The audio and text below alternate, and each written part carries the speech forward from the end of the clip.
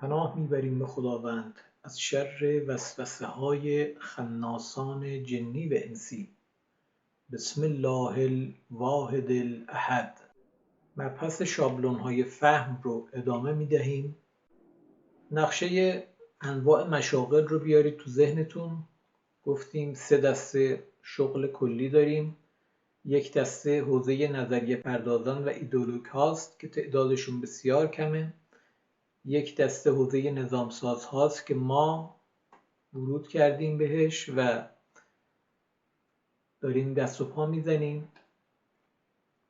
یک دسته حوزه مدیران اجرایی است که اکثریت جامعه رو شامل میشه و روی میراث 2 دسته اول به معاش میپردازند و امورات خودشون رو انجام میدند. البته یه نکته مهم اینه، ما هر دانشمند و هر کسی که ادعای دانشمندی بکند رو در دسته اول نمی گنجونیم. مخترعان، مکتشفین، نظریه پردازان پایه، اینها شأنشون جدایی از کسانی است که مثلا 2 واحد درس 1 رو ریختند، 3 واحد درس 2 رو پاس کردند، 1 واحد درس 3 رو گذروندند و جمع اینها مثلا شده 144 واحد، 200 واحد، 250 واحد و در نهایت یک برگه به عنوان سرتیفیکیت، لایسنس یا دیپلوما به اونها داده شده و با این برچسب روی اونها و روی پیشونی اونها کوبیده شده که مثلا تو کارشناس فلان رشته هستی. نه، ما منظورمون از دانشمند این افراد نیستن. خیلی از این افراد متاسفانه مصداق این آیه قرآن هستند که مثل الحمار یحمل اسفارا. یعنی چی؟ خیلی از اینها اون کتاب ها 2 واحد ها رو بارشون کردن و اینها از یک نقطه به نقطه دیگه میرن، جذبشون نشده، به همون علمی که خوندن معتقد نیستند، مخصوصا در علوم انسانی. حالا در ادامه خدمتتون عرض میکنم بحث علوم خلقی و علوم جل از همدیگه تفکیک شده است، جدا هستش. ما در علوم خلق و علوم فنی مهندسی، مخصوصا علوم طبیعیات، خیلی مشکل نداریم، خیلی باهاش دعوا نداریم. دعوای ما در حوزه علوم جعل، در حوزه منطق هاست. وارد مباحثش خواهیم شد. علل حساب این رو میخوام خدمتتون عرض کنم که هر کسی که در نظام آموزش پرورش و نظام آموزش عالی فعلی ورود کرده و خارج شده، فارغ التحصیل شده به اصطلاح، این رو در دسته دانشمندان قرار ندید. اکثر اینها مشکلات فکری و عقیدتی جدی دارند و شبهه‌های زیادی در ذهنشون انباشته شده. نیاز به کار اصلاحی و نیاز به کار فکری و جهاد نرم خیلی زیادی دارند، هم از طرف خودشون هم از طرف جامعه. مخترعین، مکتشفین و ایدئولوگ‌ها محصول کارشون، کارکردشون چی بود؟ گفتیم در نهایت قرار یک جمله طلایی، یک فرمول، یک قاعده پایه، یک نمودار مهم رو به ما نشون بدند. از حاصل عمرشون رو که جمع میکنی در نهایت در یک برگه خلاصه میشه. اون برگه رو ما باهاش کار داریم که حالا در فلسفه غرب از افلاطون و ارسطو، کانت و هگل، اسپینوزا، از همه اینا میتونیم یاد بکنیم که در سیر شجره خبیثه و انحطاطی که در علوم ایجاد کردند، شاخصها و برجها و امامان ضلالت اونها این افراد هستند که در نهایت یک جمله طلایی گفتند، یک کلمه کلیدی، یک قاعده پایه رو مطرح کردند و در حوزه حکمت اسلامی اول از همه خداوند، دوم رسول اکرم صلی الله، سوم اهل بیت ایشان، 5 تن آل عبا و فرزندان اونها، روایات و احادیثی که از اونها به ما رسیده، جرعه‌ای که از مطالبی که به ما رسیده. حالا این اواخر ملا صدرا، ابن سینا و در زمان حال هم که مثلا آیت الله مصباح، آقای عراکی، آقای میرباقری که کرسی‌های فقه حکومتی رو در قم برگزار کردن و جلو میبرند. این افراد خاصی که در حوزه نظریه پردازی ما از اونها یک جرعه نهایی و یک حرف کلیدی برای نظام سازی میشنویم. ما با اون حرفا کار داریم، با اون کلمات جرعه ناب کار داریم، با اون حقیقت نهایی، با اون فرمول نهایی کار داریم. مثلا نقشه انسان در قرآن.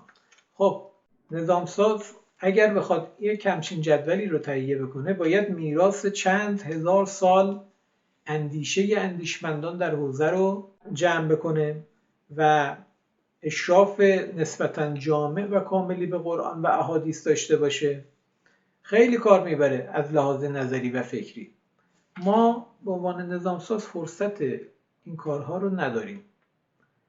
به تلاش اندیشمندان اون حوزه و مخصوصا کسی که این جدول رو تهیه کرده احترام میگذاریم. با این جدول به شناختمون از انسان میرسیم و تدابیر و تصمیماتی که لازم انجام بدیم رو با روی این جدول سوار میکنیم و بالا میاییم. اگر از من بپرسید که قیمت این جدول چقدره، شاید اغراق نباشه بگم که قیمت اون شاید 1,000,000 جون انسان بتونم برآورد بکنم. خیلی شأن بزرگی داره. همین یک جدول امروز معرکه آراست و انبوه فلاسفه غرب روی یک تعریف ناقص از انسان معرفت خودشون رو ساختن و جلو بردن. در تعریف انسان از ارسطو بگیر که حیوان ناطق میخونه انسان رو، تا همین اواخر یکی یکیشون انسان رو با وجه حیوانیت اون شروع کردن.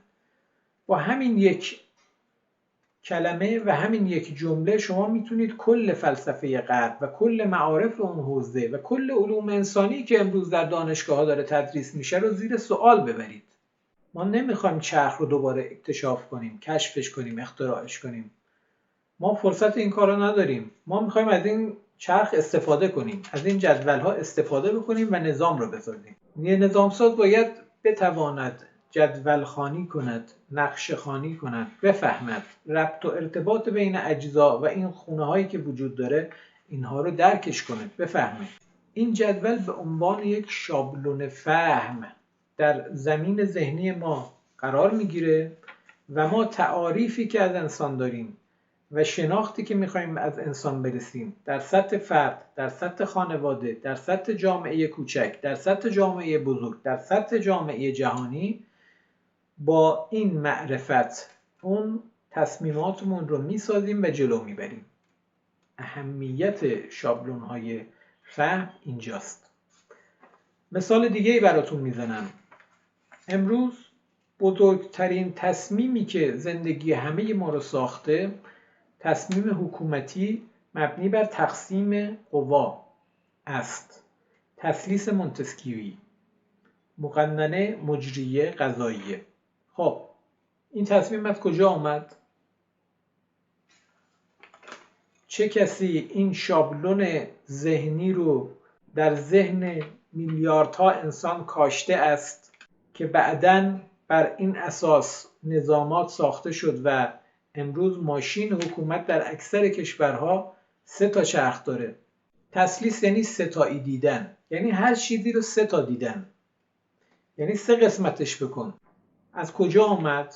از مصر باستان آمد. آیزیس، هوروس، اوزیروس 3 شخصیت مصر باستان هستند که بعدها در یونانی منتقل شدند و بعدها در روم باستان و بعدها در اندیشه رنسانس و دوره مدرن و امروز هم رد پای همون اندیشه رو در علوم مدرن می‌بینیم که اکثر شاخه‌های علوم دانشگاهی 3 تا پایه دارند. این بهش میگن شابلون فهم تثلیثی. اگر شما این شابلون فهم رو فهمیدید، می توانید کلیه محصولاتی که از این نظام فکری، از این دستگاه فکری، از این ماشین فکری بیرون اومده همه رو شناسایی بکنید و یه مهر بطلان روش بزنید. چرا؟ چون خداوند گفته لا تقولوا ثلاثه. میذاریدش کنار. هر کدوم از اینها یک جنبه غفلت، یک جنبه انحراف و یک بتی است که در اصل لا اله الا الله قبل از اینکه الله رو بخواید مطرحش بکنید و بشناسونید، باید الهه هایی که وجود دارن رو قلقمش بکنید با منطق و با دلیل و با جدال احسن. این شابلون فهم وقتی میاد در کلیسا سوار میشه، دینی که خروجی به شما میده مسیحیت تحریفی رو به شما تحویل میده که میگه پدر، پسر، روح القدس، یک خدا رو در سه خدا، در سه وجه ببین، تقسیم کرد. خب ما در علم حکومتداری پایه فلسفه سیاست رو در علوم مدرن کی میدونیم؟ آقای ماکیاولی. ایشون کی بود؟ ایشون در دوره رنسانس، معروف به دوره رنسانس، یعنی برگشتن به اسانس اولیه اروپا که همون پاگانیستی هستش و کفرکشی هستش، و تحت مدیریت خانواده مدیچی اون دوره رقم خوردش. خانواده مدیچی دستور کار میدن به این آقا و ایشون میادش کتاب شهریار رو برای این خانواده به نگارش در میاره. مزد به قلم بگیری بوده که طبق خواسته سفارش دهنده براشون کتاب می نوشته. در دوره‌ای که ما تحولات عظیم ضد کلیسایی رو می بینیم که همگی توسط مدیچی ها مدیریت شد، این اواخر هم آقای آخوندی خیلی سعی کردش که یه همچین قرابتی برقرار بکنه و جمهوری اسلامی رو با درست کردن یه طایفه جدید مثل مدیچی ها براندازی ضربه بزنه. مدیچی ها دستور کاری رو بهش دادن که کلیسا رو بزنند. آقای ماکیاولی شهریار رو نوشت و حرف اصلیش در اون کتاب اینه: کلیسا، حاکمان و مردم، کلیسا را بزن، به کناری بگذار و هر آنچه را که برای به دست آوردن قدرت لازم است هزینه کن. برای رسیدن به هدف از هر وسیله و ابزاری استفاده کن. این تثلیث و سگانه ادامه پیدا میکنه تا زمان مونتسکیو که ایشون از دین مسیحیت، از کلیسا استفاده میکنه و اون هدفی که مد نظرش بود رو محقق میکنه: تفکیک قوا. انحرافی رو در جامعه رقم میزنه که بعدها منتقل میشه به سایر جوامع و امروز جهان مونتسکیویی میاندیشد، تثلیثی میاندیشد و تثلیثی حکومت میکند. بسیاری از عذاب‌هایی که امروز حکومت‌ها دچارش هستند و حکومت خود ما از این اصل نحسه.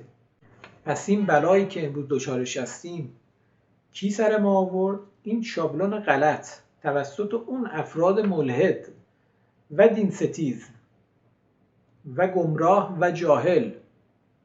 ما باید این شابلون غلط رو بزنیم، بندازیمش بیرون و شابلون درست رو جایگزینش بکنیم. درست بیاندیشیم. اندیشه های درست از درست اندیشیدن حاصل می شود. تثلیث مونتسکیوی غلط اندیشیدن است، جهل است، عقل نیست. چرا مدیران انقلاب اسلامی نمی توانند بعد از 43 سال طرح تحول انقلاب اسلامی رو رقم بزنند و حوزه‌های امور مالی، امور بانکی، امور بورس، امور اجتماعی رو در این حوزه‌ها انقلاب اسلامی رو رقم بزنند؟ چون این شابلون غلط پیش‌فرض ذهن همه اونهاست. چون همشون دارن تثلیثی فکر میکنند. همشون دکترند و دکترا یعنی اعتراف کردن به اینکه تثلیث درست است و همه مباحث رو تثلیثی ببین. خیلی فحش بزرگی برای یک مؤمن انقلابی که بهش بگن تو افتخارت اینه که دکتر هستی و فلسفه رشته‌ای رو میدونی که اساسش بر تثلیثه و امتحاناتی رو دادی و اون رو تایید کردی. عین فحشه. و امروز متاسفانه میبینیم که در سطح ریاست جمهوری‌های ما دعوا سر اینه که تو دکترا داری، تو دکترا نداری و دکترای تو زیر سوال است. جهلی که امروز دچارش هستیم به خاطر این شابلون غلطه. خدا میگه لا تقولوا ثلاثه، 3 تا کلمه بیشتر نیست. حرف گوش نمیدی؟ احمق، با دستور من در میفتی، یه دونه میزنم پس کلت. سرگذشت رؤسای جمهور قبلیمون رو ببینید، همشون چپه شدن. خدا به این سید رحم کنه. خب نظامساز کیه؟ نظامساز شاخکش تیزه، سنسوراش قویه، شابلونهای ذهنی رو میشناسه، میفهمه که این شابلون ذهنی مبناش از کجا آمده.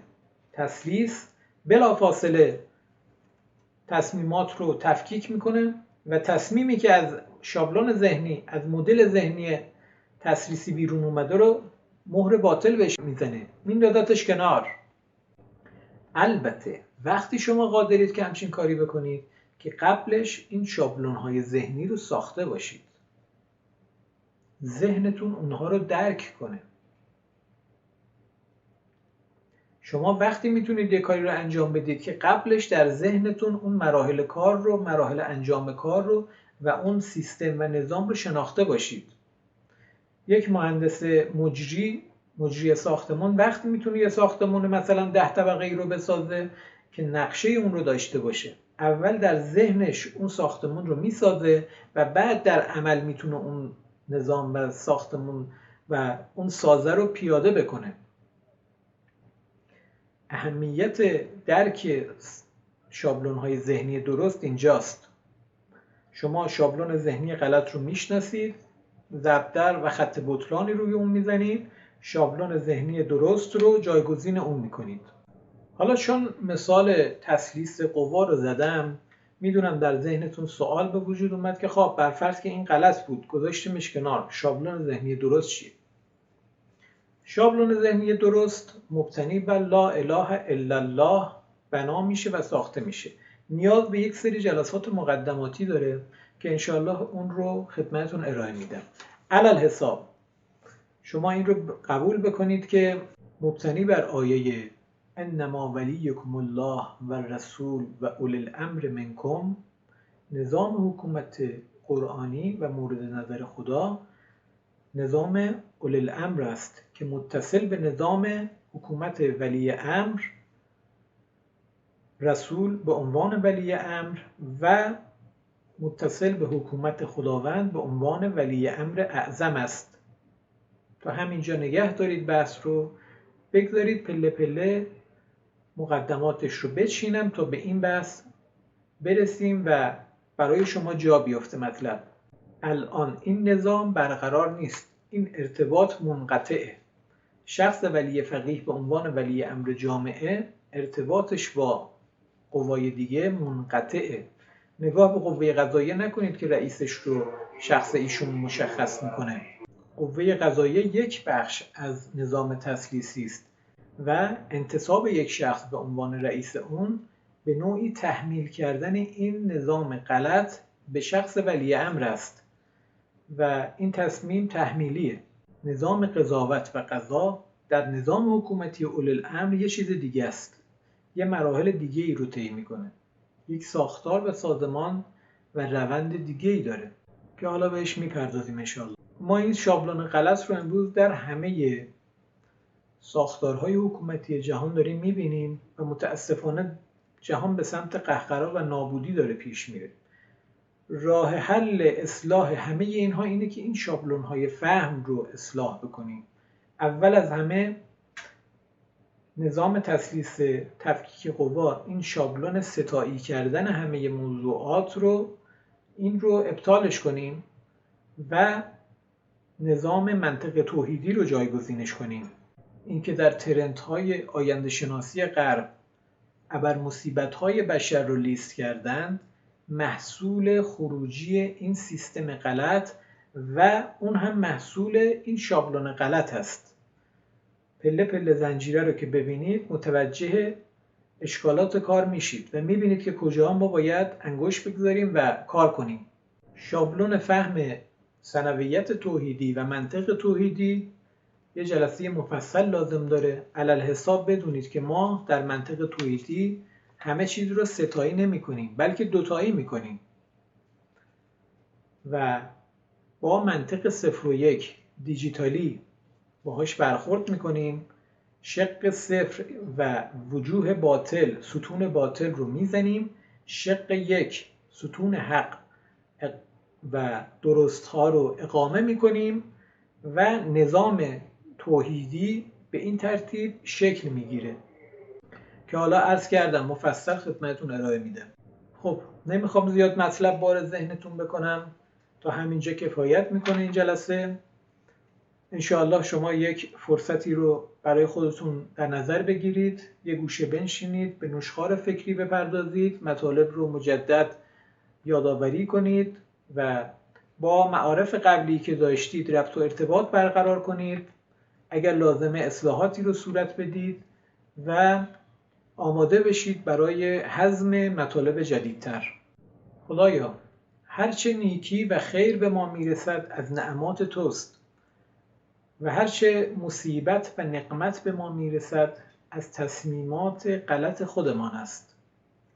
خدایا ما را در نعماتت شاکر قرار بده و کمکمان کن هنگام مصیبت و نقمت زبانمان به کفر آلوده نشود. در پناه خدا.